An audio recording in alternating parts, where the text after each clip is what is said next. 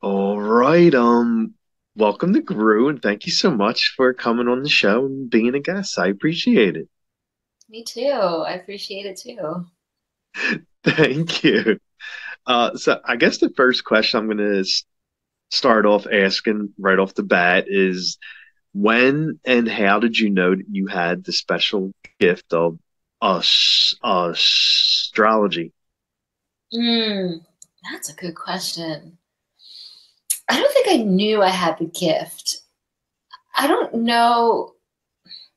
It's hard to tell if it's a gift. I feel like it's a very complicated language that takes so much time to learn.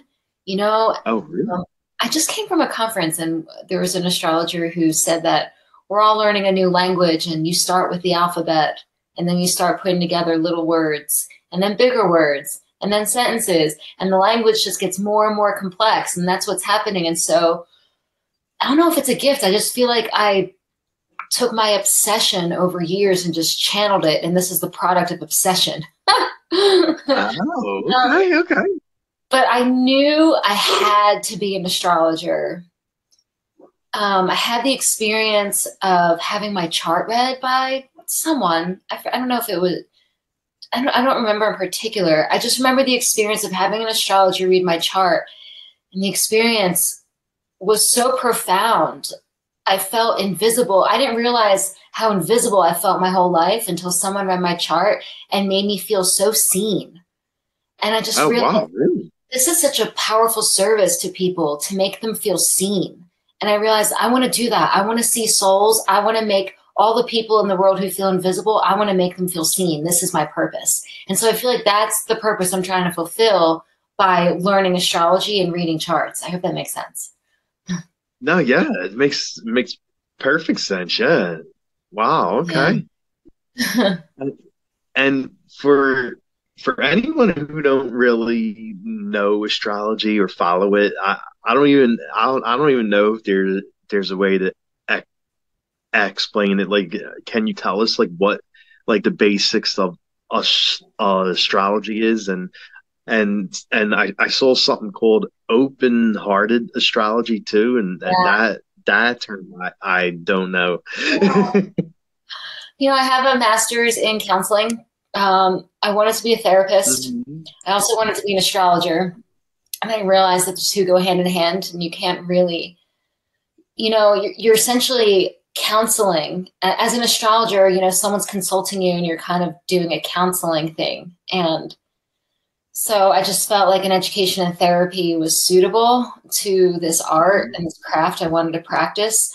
I mean, so when you're looking at a chart, you know, I see that there's four building blocks. You have a circle, and then the circle is divided into 12 pieces. Well, first you have, four quadrants, and that happens with the birth time. So without a birth time, you don't really have houses, but you have 12 signs, 12 houses, and then you have planets. Obviously, the planets are probably the most important thing. And then you have aspects. So all the planets are forming relationships to each other based on their location. And so there's an element of geometry that's involved. And that's really the meat of a chart. When I first started, I was looking at planets and signs and planets and houses, and that's good. But if you really want to get into the meat of a person and what makes them tick, what motivates them, what drives them, Yeah. what their strengths are, what their challenges are, their inner conflicts, you really look at the relationships that the planets are making to each other. And so astrology can be used a million ways. There's so many ways to cut a pie, to cut a circle and slice a circle.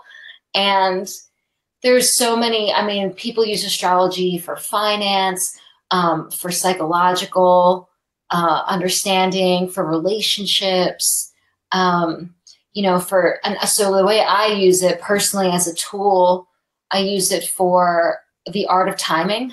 I think, I'm essentially tracking a planetary clock. The planets all move in a predictable pattern and a cycle. And so I'm tracking that clock. And each planet represents some aspect of development throughout the course of the lifetime. And so I'm Oh, tracking my cycles of development, really understanding the art of timing. There's a time for all things. And and then what's my third one? It's the art of timing, it's tracking cycles of development, and I forget what the third one is. It'll come to me. But there's also astrocartography. Based on our charts, we have specific planetary lines across the globe, and each line across the globe represents some aspect of our own power that we can discover. There's just endless, abysmal ways to discover yourself through astrology. And so I'll spend my whole life studying, and I'll never fully master this. And so it keeps me humble, and I like that. Wow. I hope that answers the question. Yeah. Yeah, no, like I didn't know there was like so many different forms of astrology. Like the one you have posted on your site, the Open-Hearted Astrology, is just like a little bit of what that universe is, right? Oh gosh. So the Open-Hearted Astrology was that's like a term that I coined, because in therapy, you really have to just bring an open heart and, bring the part of you that facilitates that, and just leave the rest at the door. And a lot of times in a chart, I feel, and in therapy, trauma is a big deal, and you can see trauma in a chart. And the real point, it's not just about making a person feel seen. My goal is, when I read a chart, I want a person to fall in love with themselves. Like, imagine if we really were in love with ourselves, and not in like an egomaniacal way, but in like, but like in a self-compassionate way, because it's so hard for us to give ourselves compassion. No, and because we struggle to give ourselves compassion, we can't really give it. You can't really give anyone else compassion if you're withholding from yourself, right? And so I feel like the act of compassion through self-discovery is such a service to the collective. And so I'm just trying to do my part. And so with Open-Hearted Astrology, it's really about facing the parts of ourselves that are difficult, that make us cringe, that are frustrating, and just kind of making a place for them and bringing them back inside our heart and giving them the tender love and care that they really need and deserve. And so I'm really just a hybrid counseling therapeutic astrologer. And I'm not a licensed therapist. I have a master's in counseling. And so I'm trained as a therapist, but I didn't pursue licensure because when you're dealing with insurance companies and licensure, you can't really do astrology. It's not an evidence-based clinical practice. But there's so much you can, and as a therapist, I appreciate the therapeutic process, coming up with the treatment plan, the progress notes, setting goals. That's important. I just feel like with astrology, there's so much that can come up in one session through a chart that would take more time in therapy. And I guess I'm impatient, and I'm like, let's just do it all in one shot. Let's just go. Give me the chart. Let's do it. Don't waste your time. Don't waste your money. Let's just go. I don't know. But a lot of things can come up in a chart reading that people don't share with a lot of people, and it's intimate. Really? There's a lot of trust. There's a lot of intimacy involved. So I feel like the open heart is called for, which is why I put it out there. Oh. Yeah. And like, how do you read a chart? Like, because this is all new to me. Like, I always heard of astrology, but never followed it, and like I know about tarot cards and all that, but how do you read a chart? Like, do you just go by off of someone's birthday? So what you would need is, it's all about time and place. So we need a location, we need a longitude and a latitude, and we need a time, and we need a day, month, year.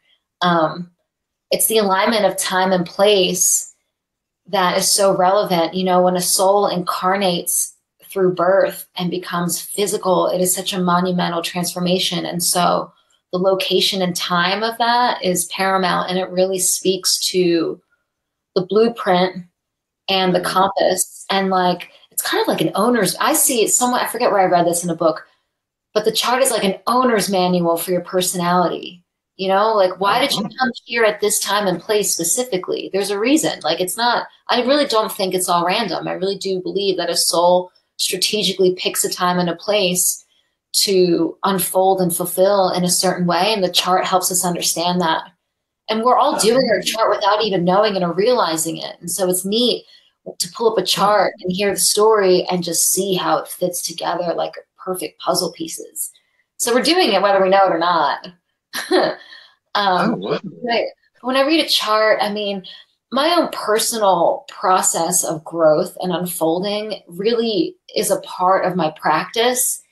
So I have to keep growing and discovering in order to help others. I can't stop doing that. I'm not going to. I wouldn't want to. But the more I grow and discover as a person and as an astrologer, you know, my reading style and my practice grows with it. And Yeah, so for yeah. a while, I used to start with the big three, the sun, moon, rising.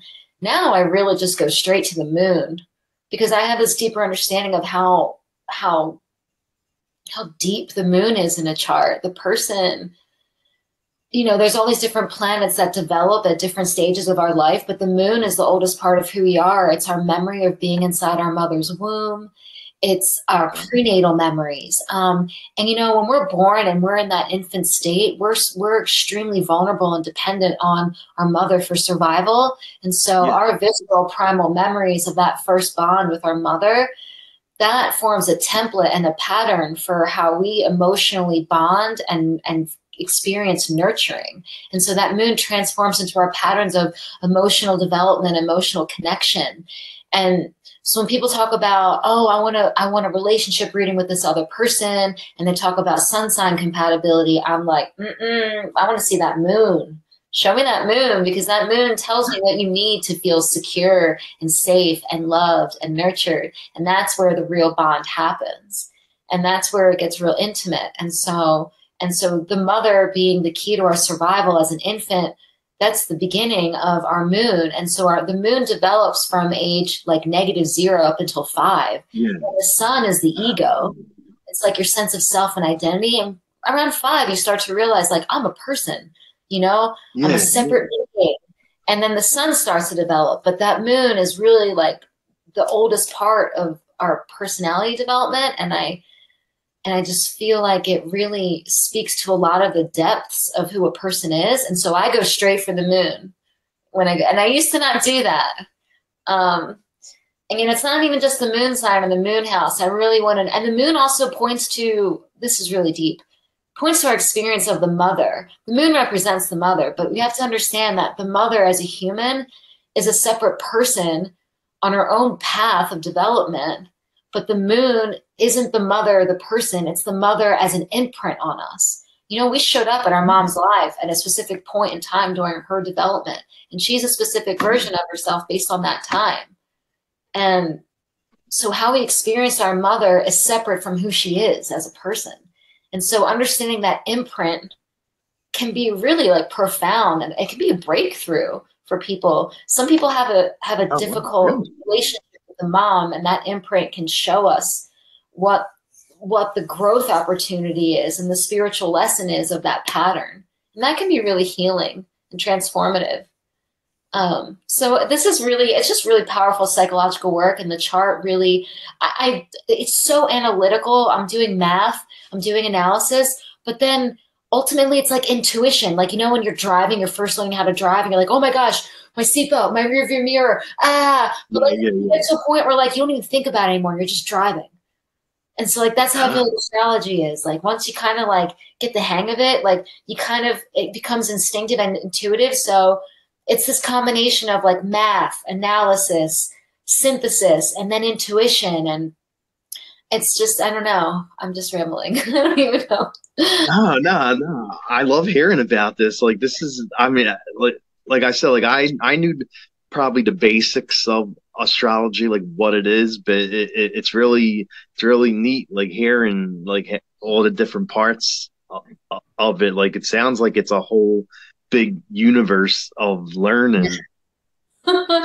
So it really is. So for example, I just came from a killer astrology retreat. It was incredible. We spent 3 days doing family astrology. So we pulled up family charts. We looked at like we didn't have time for all the people in the conference, but we all had a small group. But the people that we did, we pulled up their chart, and then we pulled up their parents' charts, and then some of them even had their grandparents' charts. And then we told stories, and we saw how the story repeated across generations in the chart, and how the family legacy is inherited in the chart. And it's so powerful. It really is. It's like, and the work and like what opens up in that process of pulling up a chart and telling these stories, like the chart is just the compass. It's really the person's willingness to open up and share and examine. Oh. And looking at a chart actually creates a space between you and yourself. And you kind of need a space where you can see yourself objectively without being yourself. And so like the chart opens up that space where you can see yourself from above, and it's cute. You're like, oh, and you're kind of in your soul space, and you're like, oh, look at me. I'm a little person. I'm so cute. And then you just see yourself differently, just that alone. And I love that. Oh, wow. I'm going to pause this for 1 second. I just have to punch out at work, and I'll be right back in like a minute. Yeah. Yeah, no problem. Go ahead, pause. Okay. Okay, sorry about that. And, No, it's great. so yeah, like this is really interesting. Like I love hearing about, because I'm a big fan of like the paranormal world and like astrology and tarot cards and psychics and medium. Like I love all that stuff. Like it I know. I love hearing about all the different areas of it. Oh yeah, it's endless. It's an abyss. It is, yeah. Yeah, I mean, and you have to be okay with that. I think that you have to be okay with the abysmal nature of these things, because I think there's a saying that, like, you know, if you stare at the abyss long enough, the abyss stares back at you. And some people are unsettled by that. I'm not. No, definitely not, because you know there's other things that are out there. So I mean, I've always been fascinated with that. Oh yeah, I mean, there's so much more, and you know, it's not about like escaping from. It used for me in the beginning. You know, when I first started, I was trying to kind of escape this reality, but now I'm trying to. I'm at this point now where I'm trying to claim as much wisdom as possible to bring back and utilize here. Before I was kind of like, F this reality, you know, and now I'm like, now I'm like, well, maybe I should actually use this knowledge for the better, to make this reality better for myself and other people. So that's the real work. And I guess, I want people to feel empowered by the information, because in the end, so for example, okay, transits, right? Do you know what transits are? No. Okay, so you have your chart, you know, you have your birth, right? And then your chart is formed. It's a fixed chart. And that birth chart is like your ground zero. It's your interface. It puts all the planetary lines on the globe. You can progress the chart. You can do all these things with the chart. You can relocate it. It's endless. So what happens is you're born. That's your chart. The planets keep moving. The clock doesn't stop. And so how the clock moves through your chart is the interface. You track that, and those are your transits, right? And so, like, for example, at age 12 is your first Jupiter return, right? Because Jupiter is a 12-year cycle.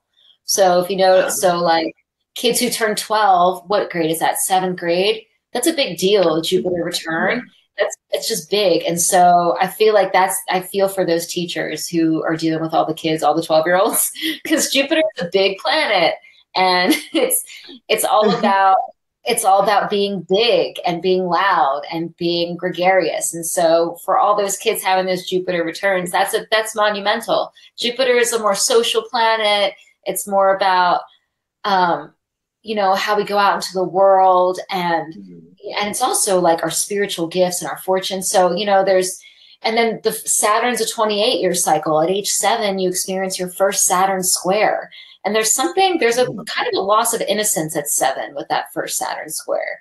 And so when it's just an example of like how you track the planetary clock. When you understand the length of cycles, and you know how old a person is, like I'll know if someone's turning 51, I'll be like, oh, that's a Chiron return. That's a Chiron cycle. That's a 51-year cycle. And so you kind of just keep all these like in your mind. And so with transits, sometimes, especially with the outer planet transits, the outer planets move really slow. You know, I'm talking like Saturn, Uranus, Neptune, Pluto. You know, Jupiter's not quite slow. 12-year cycles are not as slow, but let's say Okay. Saturn is hitting your sun or hitting your moon. That's, you know, or Uranus or Neptune or Pluto, because those planets move so slow, that's going to be a long transit, you know? And if someone doesn't understand like what's happening in their life or what's happening with them internally, emotionally, and they can't make sense of it, that's like really frustrating and challenging, and that can get dark, and that can lead to like a downward spiral. But when you put a chart up and you check the planets and you know the clock, you can say, listen, this transit started here and it ends here. This window opens on this day around this time, and this window closes around this time. Your experience is going to unfold over this window, and it's going to begin and it's going to end. So it's not always going to be this way, first of all. So right there, right? And then the second one is, what's the purpose of even experiencing this in the first place? You know, so instead of feeling like you're a victim and you're trapped and you're frustrated and you don't know when it's going to end, I can look at a clock, I can look at a chart, check the clock, check the transits, tell you when something's going to begin and end, and I can tell you what the purpose is and where the opportunity for growth is, so you can inhabit the experience in a more empowered way instead of feeling victimized and frustrated. That's huge. Right? That really is, yeah, because like there's so many people out there, and like you notice too, because you say you start, you know, you got your degree in therapy, and there's so many people that's out there that go through dark phases and dark periods, and things aren't going good, and they and it could be like a very lost place, like a dark place. Absolutely.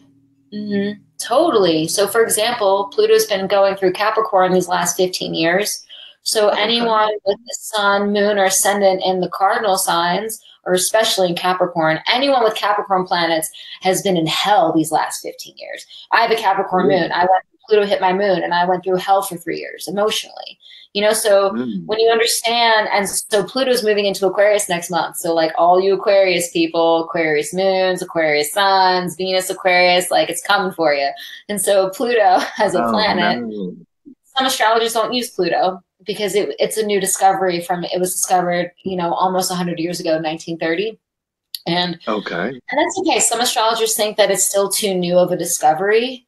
But some astrologers do use it because it's extremely powerful, because Pluto as a planet, as an energy, is essentially a transformer. And the way transformation works is that there's a period, it starts with a period of destruction and breakdown, and there's a period of loss. And then that's the initiation into the transformation. And this stretches this whole thing with outer planets, because they move so slow. That's the point I wanted to make.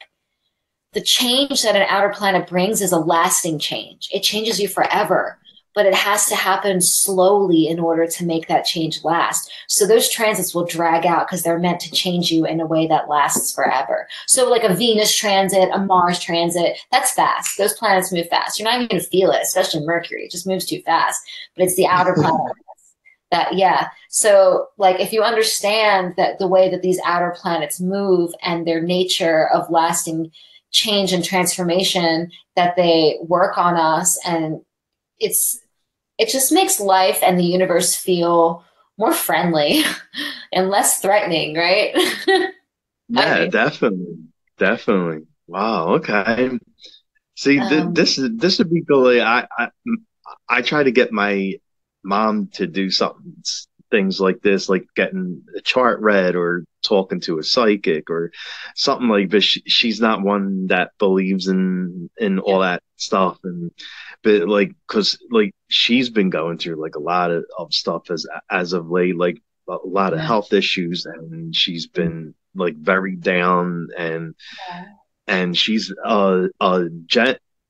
Gemini, and I don't know. I've been trying to help help her like do something, but you know, she's set in her ways. I mean, yes, so that's the thing. And that's another part is that you can be a great astrologer, but this is where psychology comes in. You kind of have to read the room. You know, if you're doing a chart reading, it's not really about showing off everything you know. You got to be ready to hold that space. You can't just be throwing out like, oh, I see a trauma signature in here, blah, blah, blah. You can't just be pulling up a whole bunch of deep, painful information in a person and being like, yep, I'm so good an astrologer. I know so much. Cool, bye. It's like, doesn't help people. It's better to help people than to be right, you know? So this is why I feel like, you know, in general, if you're going to be doing astrology, you need to have some understanding of not harming a person. Like, don't Yeah. bring up something if you're not ready to hold the space for that person to unpack it. So, and receptivity, right? I'll never like push a reading on someone or force it, because the magic happens when a person comes to me and decides that they're ready. That means their receptivity is like pow. And when the receptivity is there, that's when the magic happens and you don't force it. So, and, you know, and here's the thing, you know, there's no believing in astrology. It's a language. Like there's one of my favorite astrologers who passed away young. His name was Kelly Lee Phipps. He always said, like, he said that astrology isn't a religion or belief system. It's a language. Like, you don't believe in Japanese. You either speak it or you don't. You know, this is a language of the stars. This is a language of the cosmos. You either speak this language or you don't. There's nothing to believe. You know, just to be clear on what we're doing. Yeah, that's a good point. That's a good point. Yeah. Yeah, I mean, this is really an art and a craft where we're understanding the clock, and we're understanding how the clock impacts our humanity. It's real. And it's not for everyone. And sometimes sometimes people need a real crisis to break them open. And sometimes they not even then. And I think, and ultimately for me, in the beginning, I really wanted to understand myself. And then I reached a point where I wanted to understand other people so I could accept them. And because you know, when I was younger, I was trying to date, I was trying to find a partner, and it just wasn't working out for me. And what we tend to do is like, we blame ourselves, right?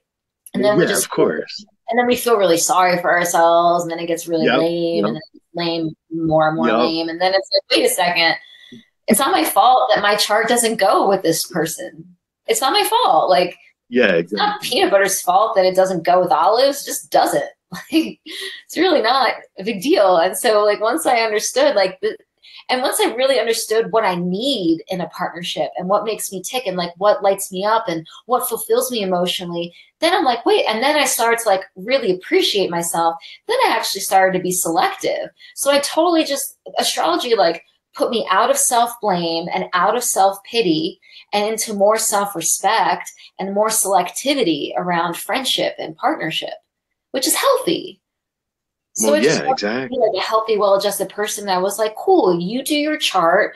I support you. It doesn't work for my chart. Let's all carry on and respect, moving on, you know? So and I used to just beat myself up like all of my 20s. I was just beating myself up over like, you know, forcing people to be something I wanted them to be, or forcing something to be something it just wasn't going to be. And astrology just put me in this place of allowing and accepting, and just like, it just feels so much better to look at a chart and understand a person and what drives them and what they need and whether or not it's compatible. And then there's just no arguing with it, you know?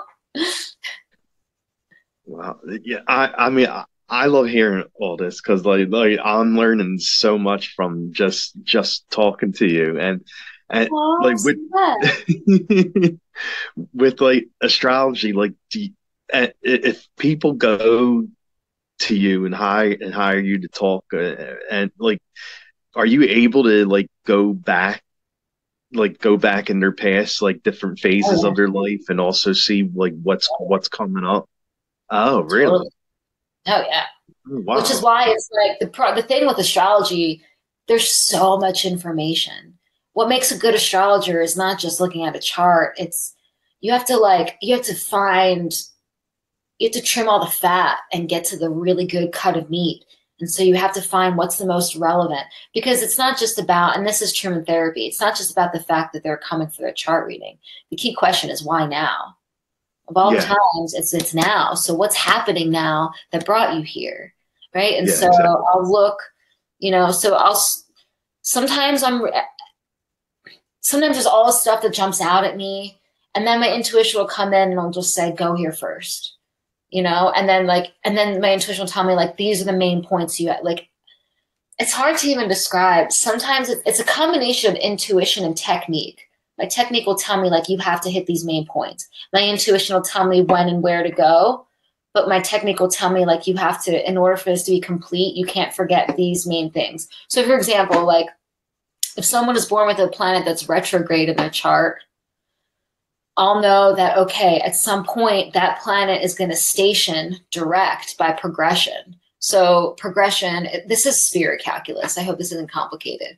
Your chart, your chart unfolds slowly over time, right? And so if you want to understand how your chart is unfolding, like, over the course of years, let's say we want to look at your chart for when you're 20 years old. We'll pull up a chart for 20 days after your birthday. So each day counts as 1 year. So for example, I use my chart as an example because it's the one I've studied the most.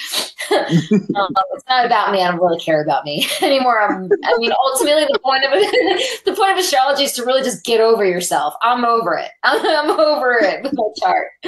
But as an example, so I was born 3 weeks during a Mercury retrograde.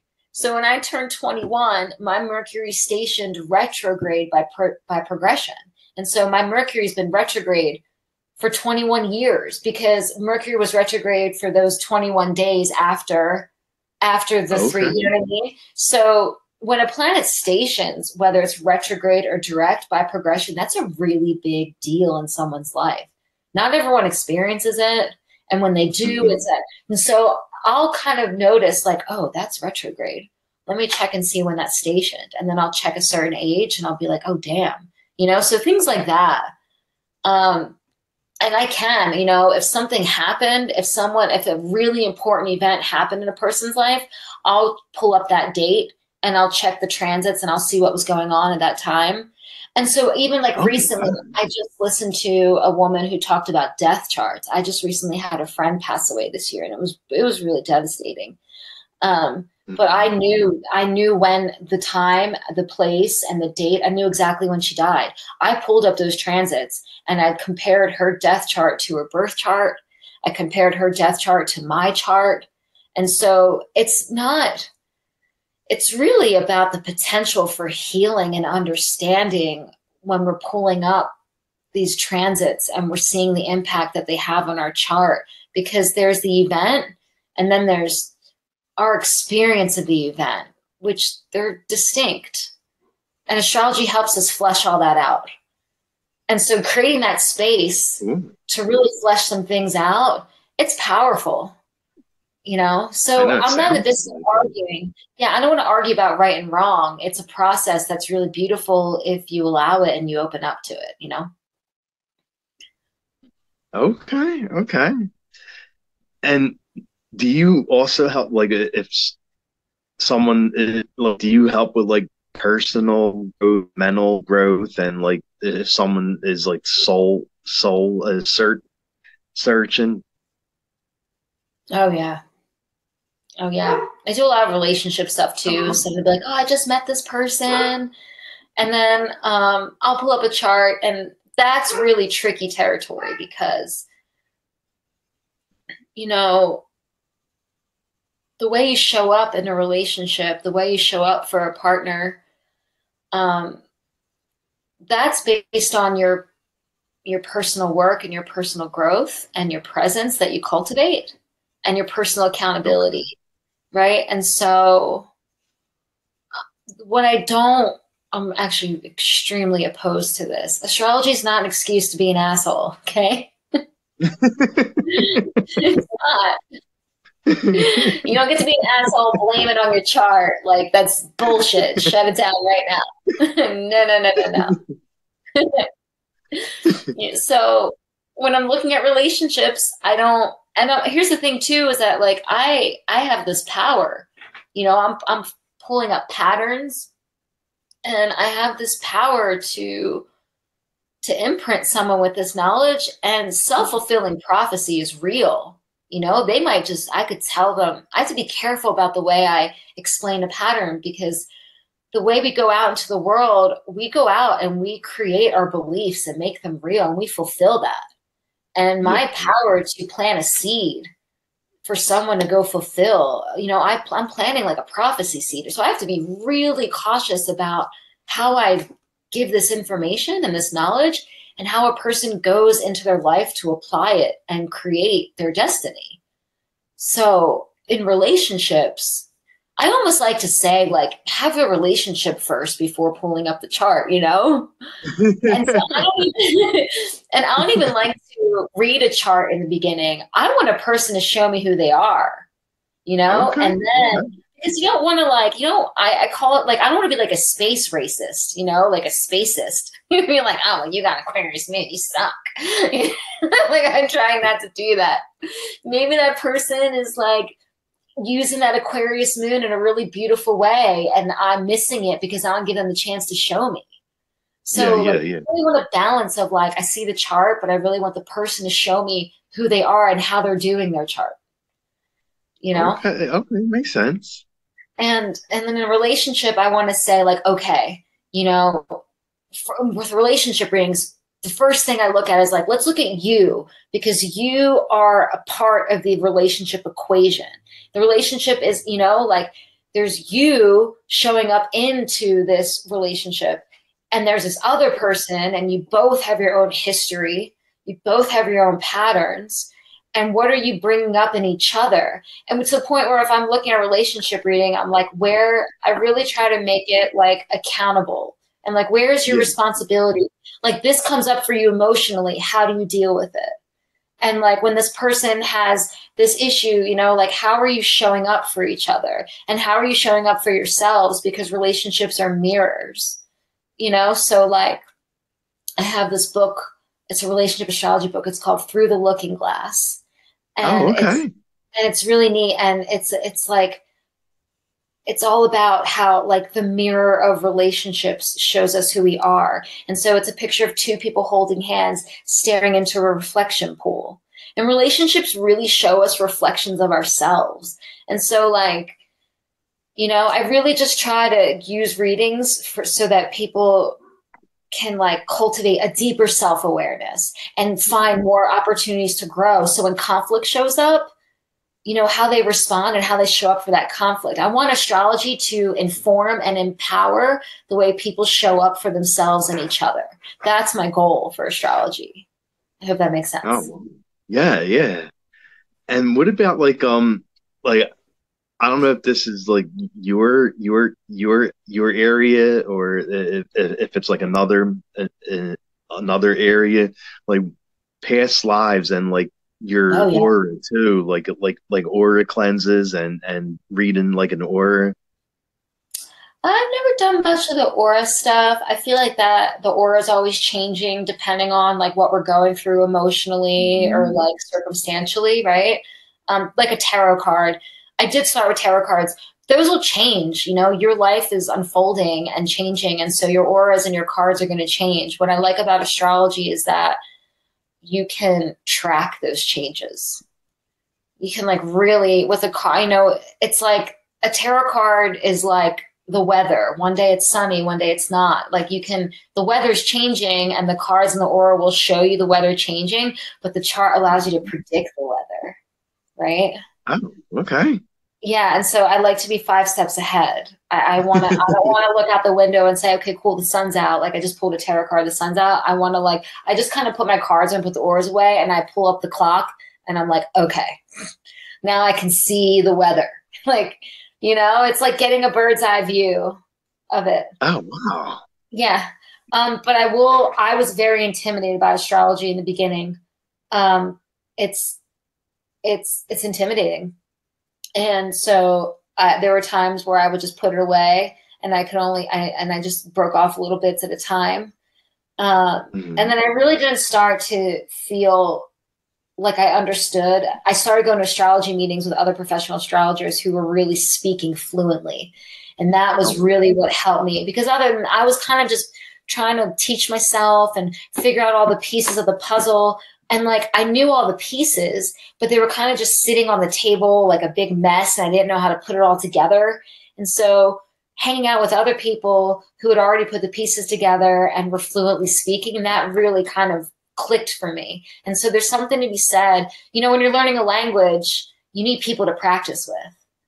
You need to practice speaking with people. And so that's really what pushed me to the next level. But I think that, you know, people wrestle with this idea of like fate and free will, right? Like what's what? Is it fate and free will? It's both, you know, and to what extent is it both? And so I used to believe that it was some dance between the two. But after this last weekend, I'm really understanding that fate reigns supreme.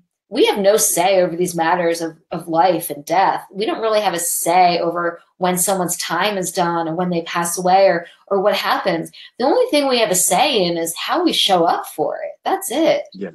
Right? Yeah. When fate shows up, fate shows up. We have no control or say in it. No way around that.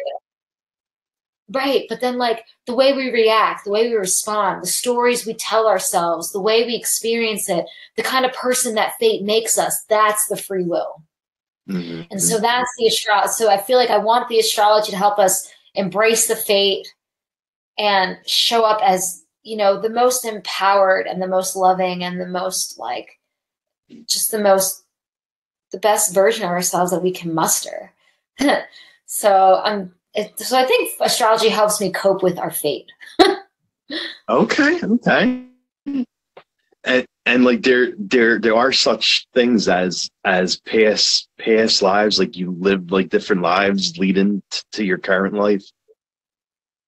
Yes, so you can definitely look at past lives in the chart. The indicators in the chart for past lives would be like the South Node and Saturn, aspects to the South Node, planets that are conjunct the South Node. So there's this thing called the nodal axis, and it's called the axis of destiny. And so the North Node and the South Node, they're not actual bodies in the sky. What happened? Okay, so you have an intersection of ecliptic planes in the cosmos, right? So the moon is our satellite. The moon has a satellite path around our Earth, and then the Earth also revolves around the sun. And so the intersection of these two ecliptic paths of the moon around the Earth and the Earth around the sun forms there's a northernmost intersection and a southernmost intersection. And so this forms the axis. And so this axis of nodes will slowly move backwards throughout the zodiac forever. And so so in the chart, the nodal axis is about an 19-year cycle. And so the nodes spend about 1.5 years in each sign. And so the North Node and South Node are always opposite each other. So like right now, so for the last 1.5 years, the North Node has been in Aries and the South Node has been in Libra. And so that's going to shift into Pisces and Virgo. And so when you're looking at the North Node points to the direction that the soul is growing towards, right? So the sign, the house, and the aspects, that'll tell us like what is the soul's area of development in this life. And the South Node will show us what the soul has already experienced in the past, what the soul has already mastered and worked on. And so the node will tell us if a person is doing their South Node, they're moving in the wrong direction. They've already done that. And so I'll give an example in my chart. I have a Capricorn South Node. Capricorn is very accomplishment oriented, status, accomplishment, business, success, status, all of those things. And I got my master's degree from an Ivy League school in mental health counseling. And I invested a lot of time. I got like 6 figures in debt over this degree. And there was a lot of like just sweat and tears and stress. And I finished it. I wasn't even fulfilled. When you do the South Node, you're left feeling empty.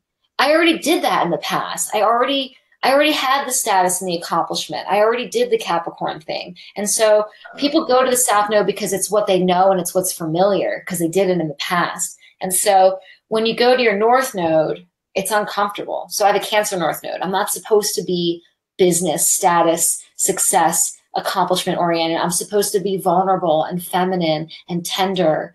And I'm supposed to open up emotionally and have a richer emotional life. That makes me really uncomfortable. But the soul is supposed to, in order to grow, you have to be uncomfortable. It has to be painful. But what happens is when I step into that discomfort, I feel more alive. My soul feels more gratified and more fulfilled because I'm doing what my soul came here to do. So that's the whole thing with the South Node, North Node. So like, for example, if someone has, like if I look at two charts together and I see that one partner has Venus conjunct the other partner's South Node, that tells me, oh, you guys were lovers in a past life, that Venus South Node conjunction, right? Okay. Or maybe there's a Mercury South Node conjunction. You guys could have been siblings. You guys could have been, if there's a Mars South Node conjunction, you might have been like warriors together, or you might have had, been sexual partners in the past. So like anytime that one person's planet is on another person's North Node or South Node, it's destiny all over. That's a destiny signature all day. And so South shows you the past and North shows you the future. And so but the idea isn't, we're not trying to polarize. We're not trying to necessarily move away from one towards the other. You want to bring everything that you learned from the past into the future with you. You want to really integrate. That's the ultimate goal. Yeah, definitely. But like aspects to the South Node, that tells you a lot about where your soul is coming from and what your soul's already mastered and what's already done. I hope that answers your question. Oh, no, yeah, definitely. And, we are in Halloween season, so I always throw one of these questions in. Are there any horror movies you like to watch for Halloween? Horror movies. Oh, man. Oh, I don't know. A movie I did see that was really like, I don't know if it was scary, but it was like, I couldn't stop. Did you see that new movie, the new Adam Sandler movie called Spaceman? No, I haven't seen that one. He's alone on a space mission, and he's entering this cloud. It's like I don't know what it is. It's some like galactic phenomena. And he's trying to gather a piece of it to study. And anyway, there's a huge life-size spider in a cabin. And of course it's like frightening, right? And so he's frightened, but the spider is very much like, do not be afraid of me. I was drawn to you by your loneliness. I want to understand you. And he develops a friendship with this life-size spider. And the spider is like very spiritual, profound, like ancient creature. And his friendship as they grow over, and it's just so beautiful. They're so far out into the void. There's no reason to be afraid of any other life form. Like life form respects life form because you're so alone in the void. And so there's a point where they like hug each other. And it's so beautiful. And it's so frightening. So I think that's my new favorite Halloween movie. Okay, there you go. It's not gory, it's not bloody, but it's definitely scary in a different way. It's scary in a way that you really have to face the impermanent nature of your own existence and how small you are in this vast container. So I don't know. I've got a lot of Scorpio on my chart, so I really go deep. Oh, right. Okay, cool. Yeah. So I just go deep, which is why charts are so great for me, because charts are really deep. So, but I've actually learned. So I'm a Virgo, but every time I go to astrology gatherings, there are so many Virgos. Oh my God. But this might be a Virgo craft, because Virgo is all about the details. There's a lot of numbers, a lot of details. But I've actually, I don't know, for movies, I don't watch a lot of TV or movies. When I do watch stuff, I just want it to be funny, because I find that like astrology work is so deep and I dive so deep. Yeah, I'm like, oh, I need something funny and light. I got to come back up to start. Yeah. So, yeah, what's your definitely. favorite Halloween movie? Oh my God, like so many, like Halloween, of course, and Chucky and A Nightmare on Elm Street and Friday the 13th. There's a horror there's a horror movie called Trick or Treat, and I watch that every year for Halloween. It's like a good Halloween themed movie, and it's so many. I'm a huge horror fan. Yeah. If anything, I would just I like movies that make fun of movies. Yeah. Like scary movie, like that Like, comedy scary movie where they make fun of horror movies. yeah, or like Shaun of the Dead. I just and so Shaun of the Dead's another one. yeah, and so like my Instagram feed, like you wouldn't know looking at my Instagram feed that I have a master's in counseling and that I do really deep work with astrology because my feed, Mhm. it's straight, all I do is roast the zodiac. I just roast every sign. Because like you have to laugh at yourself. People have to Yeah. laugh at each other, laugh at themselves. And the whole point is like I go really deep with people, and it's such beautiful, profound work, and I love to do it. And it gets heavy and it's painful, but Mhm. it's necessary and it's beautiful. But in the end, like we have to laugh at ourselves and laugh at each other. It's so important. I feel like if we're not laughing at ourselves and we're taking ourselves too seriously, we're suffering. And so I purposely roast the zodiac on my Instagram feed just to remind people that like this isn't that serious, you know?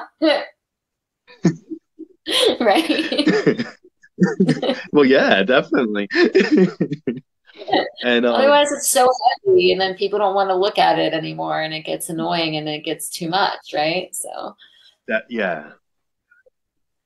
And I mhm. guess like the last question I'll ask you is basically where could fans follow you, and also like if they want to do a chart reading or any other sessions you offer to clients, like where could they follow and book you at? Ooh, good question. Gosh, my website is like a Stone Age website. um, really have to fix that. So on you could follow me on Instagram. My tag is interstellar INNER for the inner work. So interstellar dot astrology. You can DM me on Instagram. You can even look me up on Google Maps. I tried Mhm. changing my address on Google Maps, so I still have to verify that. But I think my phone number and my email comes up there. So you can email me interstellar.astrology@gmail if you want to book a reading, or you can private message me on Instagram. I'm still trying to find a better way to book clients, but I just moved to Utah like a week ago, and I've just Um, yeah, I've been quite a traveler out west for these last 5 years, trying to anchor and steady myself. So I'm hoping to have an easier, more streamlined way to find me and book with me. But those two ways work for now. I hope that makes me easily accessible enough because I really love client work. I loved doing therapy. I love witnessing people grow. It yeah. like feeds my soul. Just I love watching people grow. It's seriously so beautiful. And astrology like allows me to do that. And I'm not a parent. I don't have children. And so I feel like watching people grow is the closest I'm gonna get to that. And I'm Okay. okay with that. But I just think that witnessing growth, witnessing human growth, like is like just makes life worth living. It's so that's what we're here to do. Like we're here to grow, Well, yeah, exactly. right? And so and just seeing people willing to face their own vulnerability and willing to push through pain and willing to, you know, dig deep and find their strength and just being able to witness and support that. Like that's oh God, I live for that shit. I really do. And just making them feel safe. I love making people feel safe because sometimes it's hard for us to make ourselves feel safe. And we need Mhm. someone to show us what it looks like to make ourselves feel safe. I don't know why I love this so much. I just do. Anyway, sorry for rambling so much. No, no. This is great. Like I learn a lot about this. So thank you so much for coming on. I really appreciate it. Oh, hey, yeah. If you know your birth time and you have your birth information, I can plug you into my database and I can email you a little chart report. So that's what's so fun. I Oh, actually have awesome. the software. Yeah, so if you want, what I like to do, if people aren't quite ready to dive into their chart and do a full session, but they're Hmm. curious, um, I would charge like maybe 10, 12 bucks, and you can just send me your birth information and I can pull up a report. So it shows you your chart wheel. It shows you all the tables, all of your planets, what house, what sign. And then there's about 20 Oh pages of my God. interpretations on there. And it's great. It's fun. It's a nice way to kind of like dip your toe in, get a sense of what your chart's about. Yeah. And it's just there for you and it's easy. And so, yeah, I'll obviously send me your information. I'll be happy to send that over to you. Oh my God. Yeah, definitely. Thank you. Oh, my pleasure. It's fun. It's easy. I love Thanks. it. Thanks. Thanks so much for for all of this, for the interview and everything. It was really nice meeting you. Thank you. Oh my gosh, the pleasure was mine. Thank you for having me, and thank you for giving me the opportunity to share my passion and talk about my love. I'll never stop loving this, and I love any opportunity to share the passion. So thank you. Yeah, yeah, definitely. Of course, of course. It was Well, fun. yeah, it was a lot of fun. And like I said, it was really nice meeting you too. Yeah, you too. I'll keep an eye Thank out for you. your birth information, and I'll send a copy of your Yes. chart over, and you let me know if you have any questions about it. Okay, perfect. Thank you. Yeah, thanks, Rocco. You got it. Well, definitely have a great night and for everything. Oh, sure. Yeah, I'd love to. I would love to do like I don't maybe me and Jimmy could come on together and we could do like a little three-way interview. I don't know if that's possible. Something for you to consider. Yeah. Cool. Thanks, Rocco. Have a great night. Yeah, thank you. Talk to you soon. Have a really good one. Thank you.